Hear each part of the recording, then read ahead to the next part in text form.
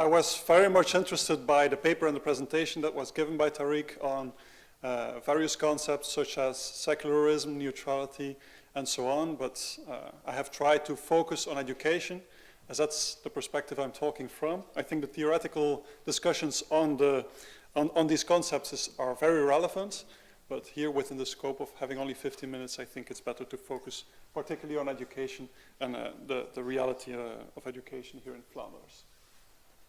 Okay, first, still something about the relation between religion and the state. I think the state can indeed be involved with religion to some extent, but I think it's still important to state that this should be to a limited extent only. So here in Belgium and in Flanders, we don't have a strict separation between religion and state, but I think we have it to a large extent, notwithstanding. What is very important here is that the way and the extent to which the state is involved in religion should be limited, and it's limited by the laws we have, by democratic principles, and these should always be warranted. So the whole idea that things like a state religion should have a place is something I cannot agree with, because if you have a state religion, which is the case in Britain, but which is not the case in Belgium, this implies that the state expresses a form of preferentiality towards a particular religion, and I think that's problematic. Although it's not always related to imposing that religion, and there's still a freedom to live your own religion, it still does so in a symbolic sense. The state, I think, should be expected to be neutral. It should not be preferential with regard to religion. And if there is a state religion, it does, at least in a symbolic way or in a symbolic sense. Okay, then how that relation between the state and religion is further made concrete and operationalized is something that is open to democratic debate. And what the state should do is to draw the boundaries of that debate. And I think in Belgium that's done quite clearly. Okay.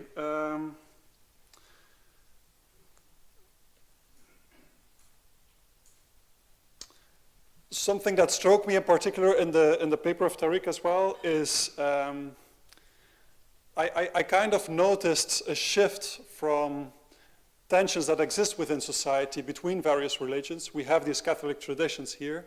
There's a large groups of Muslims coming to Belgium and to Flanders, which brings along a lot of discussion, of course, and we're trying to search a way to give these communities and minorities a place into our societies.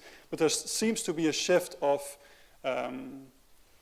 moving the tension that exists between various religions to the tension that exists between the religious and the non-religious. And I think this is a big danger and a big risk. If we look at the reality here in Flanders, in society, most people don't believe in any religion at all. Most people here are atheist or agnostic, or, well, they have a worldview that is at least not religious. And it's important to acknowledge the right of believing in a religion and to give this a positive place within society, within education.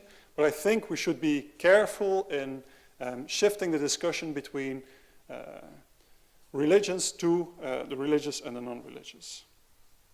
Okay, turning then to religious education.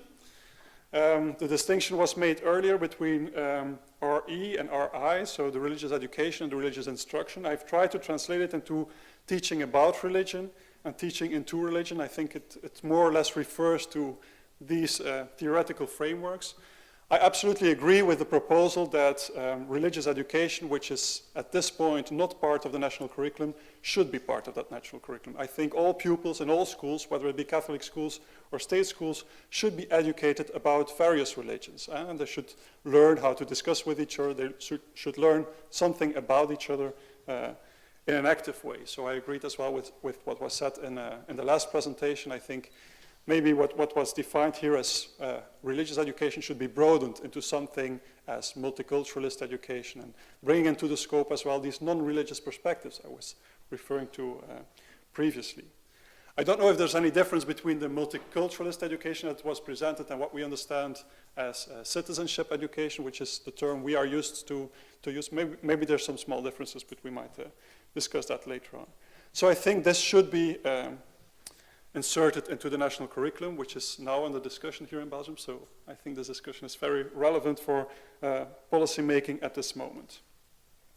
Apart from that, there's something as teaching in two religion, which was here presented as a right or something optional for students. In my personal opinion, I think it should have a fixed place in the curriculum as well. I think all students have a particular worldview, which might be religious, it may be non-religious as well. And I think it's important that beside learning about other worldviews and about other religions, it's also important to give a place to starting from these particular experiences from students, from pupils, from their own worldviews, and to bring them into discussion in an active way. Maybe this is implied in the multiculturalist education proposal, but I want to stress the difference between learning about other religions and starting from the experiences of students and the questions they bring into educational practice, which should be dealt with in an active way. This could be done so here in Belgium, but still there's some problems, we might say. We have a constitution, and the fact that in official schools, students or pupils and their parents can choose between any of the 7 recognized religions is a consequence of what is said in the Constitution. The Constitution says that parents should be able to choose for an education that is in line with their own beliefs, worldviews, and religions. So this is something that here in practice is done by official education NGO. That is important for something else I will come back to later on, which is the distinction between religious schools here in Belgium and state schools. So the state schools are responsible for offering an education that is in line with the convictions, the beliefs of the parents. Okay, I think we might consider shifting the discussion between these two approaches from an or discussion to an and discussion, because what happens very often in public discourse and academic discussions on this topic is that, well, some people plea for more education about religion, other ones plea for more education into religion, but I think both should get a place, whether it be in separate subjects within the curriculum or in an integrated subject such as multiculturalist education. Still then, it's important that besides religious education as a subject within the curriculum, we acknowledge that when discussing the place of religion within the school, there's various dimensions, I think, it's a discussion that should not be limited to the discussion on religious education as a subject. I always try to distinguish 3 different dimensions. I think one way of giving a place to religion within education is looking at religious education as a subject in the curriculum. A second one is to, and I think it has not been pointed out so far, is to discuss educational projects of school, because these are also inspired by a particular ideology, a particular religion, or a worldview. And this particularly distinguishes various providers of education within the landscape. So religion is not only present within this particular subject, religious education, it's also present in the way educational projects of school are defined. These give direction to the educational practice.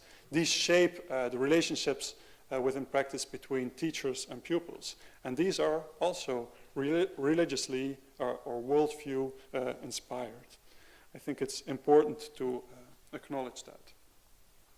And the third dimension, which is very important here, and it has implicitly been mentioned as well, is that schools, and this in practice is one of the major challenges, I think, are dealing with a number of religious practices and requests for accommodation. One of them is the headscarf. It's a very evident discussion, but as well there's requests for dietary adaptations or accommodations to. Schools are confronted with questions such as, can we have a place to pray within the school? These seem evident questions, but they're not, I think. It very strongly relates to the particular identity of the school. It's something that schools have to reflect upon.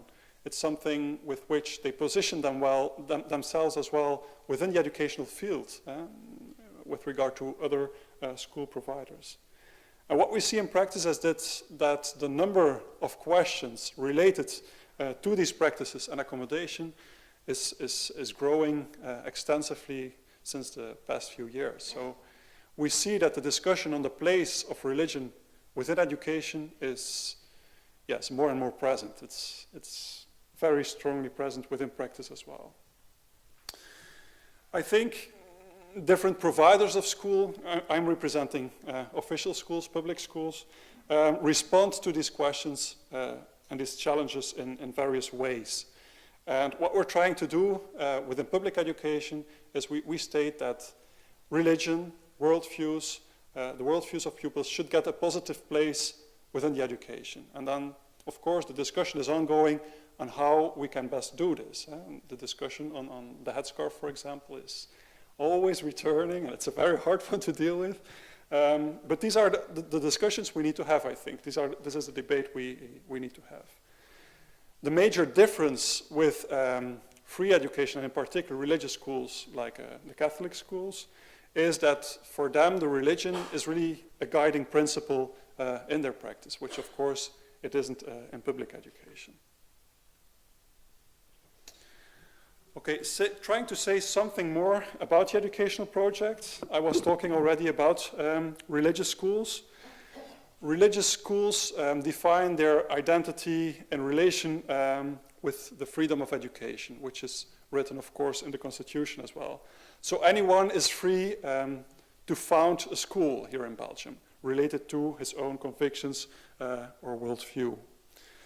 This means that in these schools, which are most of the schools in Belgium, you have showed the numbers before, about 75% of schools in Belgium are Catholic schools, the preferentiality for a particular religion is implied. Most of these are Catholic schools, but the same counts, of course, for Jewish schools or Steiner schools, which have a non-religious worldview. But they start from the preferentiality of a particular worldview or religion.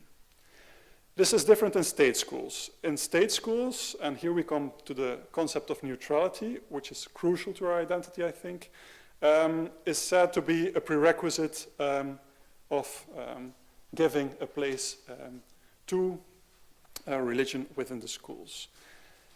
Neutrality is something, I think, that is always presented in a rather negative way. It's looked upon as a gray concept, as an empty concept, as something that is opposed to multiculturalism, that is opposed to celebrating diversity. It's so neutral, but it doesn't need to be. And more importantly, the Constitution says that public schools are expected, are obliged to organize neutral education. So the concept of neutrality is part of the Constitution. We cannot escape from this concept, so to say. What is left open in the Constitution is the way neutrality is defined. So we are free to define the concept of neutrality while we are expected to organize neutral education. The only thing that is said about neutrality in the Constitution is what I mentioned earlier, that we should provide education that is in line with the religion or the worldview of the parents sending their children to school. This is done in one way through, of course, religious education and the fact that various religions are offered in our schools as a separate subject, so parents can make this choice. But apart from that, we try to define neutrality in a positive way. And we do so by stating that, of course, people are not neutral. We cannot expect people to be neutral neither, nor is it our aim to create neutral citizens or have neutral teachers. That's just impossible, and I think from an educational perspective, it's not desirable neither. But what we do say is that we should try to create a context within the school that is as neutral as possible, in the sense that it's not preferential with regard to religion or to worldviews. Of course, we have an educational project that is not empty and that is not free of a particular position from an ideological or a worldview perspective. That's for sure. We have our core values, and these are not neutral. But we try to define core values as regulative principles to create a dialogue in which the school is not starting from a preferential standpoint with regard to religion and education. And I think that's one of the major differences with religious education. So what neutrality should do is to create these conditions within the context for an equal treatment of religions. And I think that's the best safeguard to warrant that also minorities can exercise their own religion, do not start from preferentiality. Okay, another important element in that neutrality is as well that within our educational project we start to shift the focus from strengthening identity and an identitary thinking, which has been very present in all of the presentations that we have seen so far, I think, towards conviviality.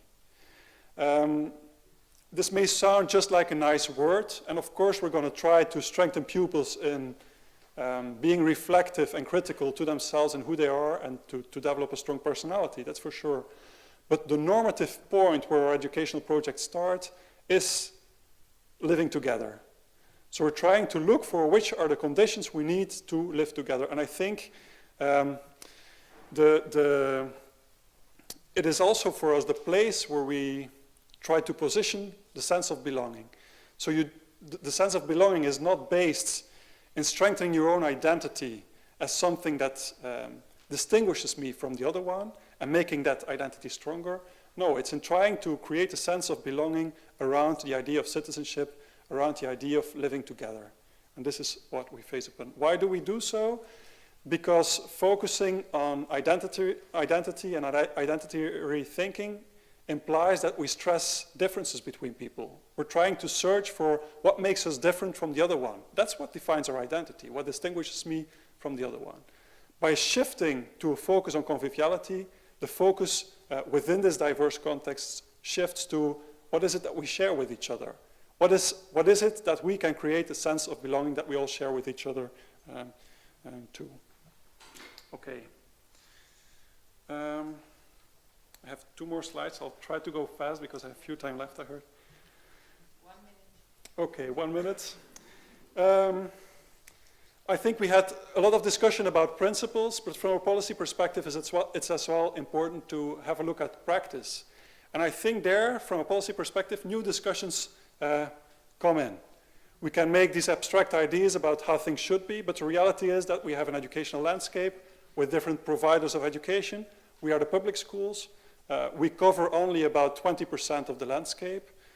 This is very different for Catholic schools, who cover about 75%. What is said in the Constitution is that we should warrant not the right to religion, but the right to freedom of choice. This means that schools of public education, as they warrant the right of parents to bring their children to a school that relates to their own worldview, these schools should be present in the landscape everywhere. They should be accessible for parents. If there's an imbalance in the landscape between the providers of education, this right of parents is being threatened. If we have only 20 schools in all Flanders, parents cannot exercise this right which is warranted in the Constitution. And then I think from a policy perspective, other discussions that at first sight don't seem to be related with religion at all, such as the way schools are being funded, comes into the discussion. Because now, currently, the way schools are being funded and the fact that what in most countries is called to be private schools, religious schools, are here funded to a very large extent, has the implication that they cover or they represent most of the schools in Flanders, which might be problematic for warranting the rights with regard to freedom of choice as they are written in the Constitution. Thank you.